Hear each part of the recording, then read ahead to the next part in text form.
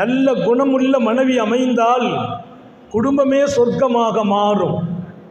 நல்ல குணமுள்ள மனைவி அமைந்தால் பிள்ளைகளின் எதிர்காலம் அழகாக அமையும். வீடு சரியில்லை என்றால் நான் உழைக்கிறேன், வெளிநாடு செல்கிறேன், கடல் கடந்து நான் வருமானம் தேடுகிறேன், வீட்டில் நிம்மதியான நிலை இல்லாமல் போனால் சந்தோஷங்கள் எல்லாம் காணாமல் போகிறது. மனைவி அமைவதெல்லாம் இறைவன் பொறுத்தது என்று பெருமானார் ஸல்லல்லாஹு அலைஹி வஸல்லம் சொல்வது மாத்திரமல்ல, மனைவியை அல்லாஹ்வே தீர்மானித்து தருகிறான். யாருக்கு யார் பொருத்தம் அல்லாஹ் முடிவு செய்கிறான். நீங்கள் துஆ கேளுங்கள் என்றார்கள். நல்ல மனைவியை நசீபாக்கி கொடு என்று துஆ கேளுங்கள். நல்ல மனைவி அமைந்தால் வாழ்க்கையும் நல்லதாகும், நிம்மதி நசீபாகும், சந்தோஷங்கள் கிடைக்கும்.